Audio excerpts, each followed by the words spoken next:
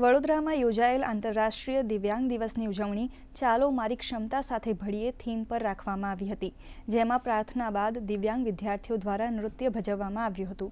દિવ્યાંગ માટે મારું સ્વપ્ન, મારા સ્વપ્નના રંગો, મારું કૌશલ્ય અને મારું લક્ષ્ય થીમ પર સ્ટોલ રાખવામાં આવ્યા હતા।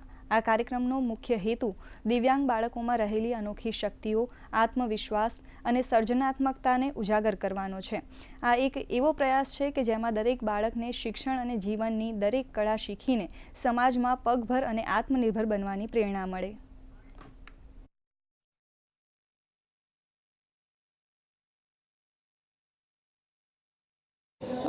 બાળકોની ક્રિએટિવિટી બહાર આવે છે, એમના વાલીઓને એમના જે નાના મોટા પ્રશ્નો હોય એમને ખ્યાલ આવે કે મારા આ પ્રશ્નો માટે મારે શું કરી શકે, સરકારે એને કઈ કઈ સ્કીમો છે સરકારની એ જાણકારી મળે છે।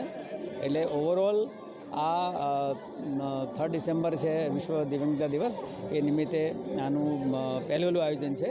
સર્વે સભ્યશ્રીઓ તથા દિવ્યાંગ પ્રતિભાઓ પણ બાળકો ઉપસ્થિત રહ્યા છે અને આ બાળકોને પ્રેમ હૂંફ આપીને એમનો આત્મવિશ્વાસ કઈ રીતે વધારી શકાય તે માટેનો એક નાનકડો પ્રયાસ શિક્ષણ સમિતિ દ્વારા થયો છે।